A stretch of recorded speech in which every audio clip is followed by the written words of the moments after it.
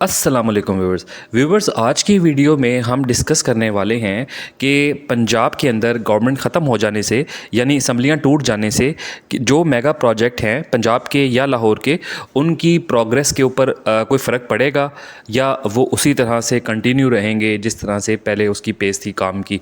तो इंशाल्लाह इस वीडियो में हम ये डिटेल में डिस्कस करने जा रहे हैं। आपको मैं बताऊँगा क्योंकि बहुत सारे लोग कंसर्न हो रहे थे कि यार जो प्रोजेक्ट्स अप्रूव तो हो गए हैं, कुछ प्रोजेक्ट्स के टेंडर हो गए हैं, कुछ पे काम चल रहा है, तो पता नहीं अब ये टाइम पे पूरे होंगे नहीं होंगे, गवर्नमेंट चेंज हो जाएगी या फ़र्क पड़ेगा उससे। तो इस इंशाल्लाह हम डिटेल में डिस्कस करेंगे। इससे पहले कि हम बाकायदा वीडियो का आगाज़ करें, आपसे हमेशा की तरह दरख्वास्त, आप मेरा चैनल सब्सक्राइब कर लें। वीडियो पसंद आई तो लाइक कीजिएगा, आगे शेयर भी कीजिएगा ताकि इस तरह का कंटेंट सब तक पहुँचे।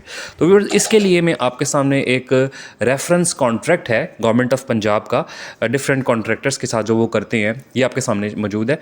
इसकी मैं शिकें आपके सामने पढ़ के बता देता हूँ ताकि आपके जो बहाम है ना वो क्लियर हो जाए।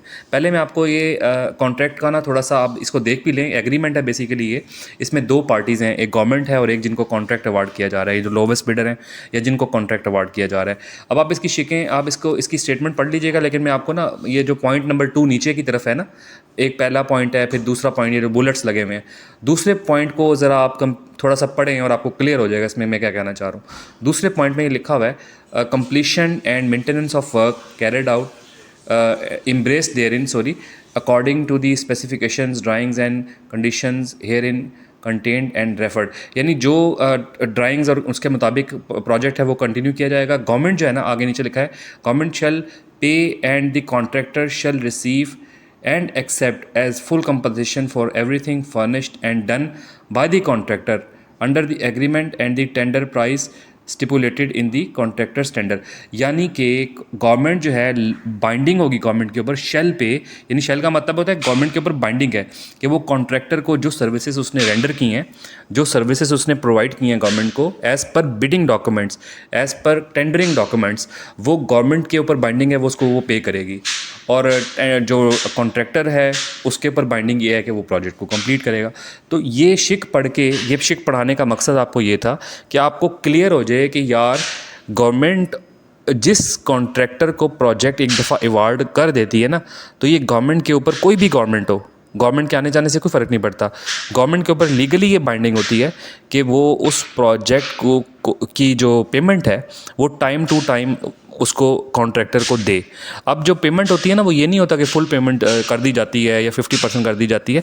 इसका पूरा एक स्केजुअल तैयार होता है कि गवर्नमेंट का जो भी प्रोजेक्ट है, जो भी मेगा प्रोजेक्ट चल रहा है, उसकी जो पेमेंट्स हैं वो टाइम टू टाइम, यानी जिस तरह सर्विसेज वो देता जाता है कॉन्ट्रैक्टर, उस तरह जो है पेमेंट है वो गवर्नमेंट रिलीज़ करती जाती है।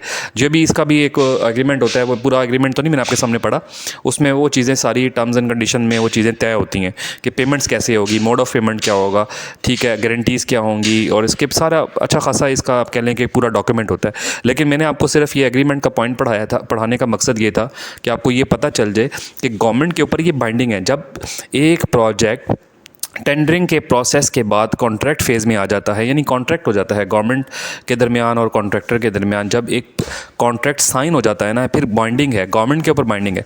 अब गवर्नमेंट में जो है ना कोई तो बैठा होता है। अब जैसे अभी असम्बलियाँ टूट गई हैं, गवर्नमेंट बेसिक ख़त्म हुई है, लेकिन कोई ना कोई निगरान सेटअप आएगा। वो निगरान सेटअप जो है उनके ऊपर भी बाइंडिंग होगी कि वो government, basically government of Punjab है ना, कोई किसी बंदे के आने जाने से कोई फ़र्क नहीं पड़ता।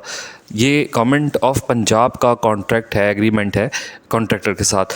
तो मकसद कहने का ये है कि जो भी ऑन गोइंग प्रोजेक्ट्स हैं वो सिटिंग गवर्नमेंट कोई भी हो, चाहे निगरान सेटअप हो, चाहे एग्जिस्टिंग गवर्नमेंट हो, चाहे इलेक्शन के बाद कोई और गवर्नमेंट आ जाए, अभी इलेक्शन 2-3 महीने में हो जाएंगे। आपको पता है पंजाब की जो असम्बलियाँ टूट गई हैं, तो इंशाल्लाह 3 महीने का टाइम होता है एज़ पर जो कॉन्स्टिट्यूशन है कि 3 महीने के अंदर जो है ना इलेक्शन करवाने होते हैं इलेक्शन कमीशन ने, और 3 महीने का एक निगरान सेटअप आता है जो अपोजिशन और गवर्नमेंट की मर्ज़ी से एक सेटअप बनता है। जो भी सेटअप बनेगा ये उनके ऊपर बाइंडिंग होगी कि वो जो पेमेंट्स हैं एज़ पर कॉन्ट्रैक्टर्स एग्रीमेंट जो है उसको वो रिलीज़ करें।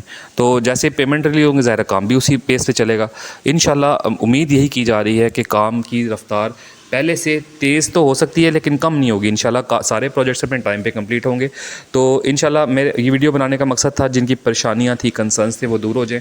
उम्मीद है आपको ये वीडियो पसंद आई होगी। अगर पसंद आई है तो इसको थम्स अप भी दीजिएगा। मेरे चैनल को आपने सब्सक्राइब भी करना है। आपसे अगली वीडियो में इन्फॉर्मेटिव कॉन्टेंट के साथ फिर हाज़िर होऊंगा। तब तक अपना ख्याल रखिएगा। अल्लाह हाफ़िज़।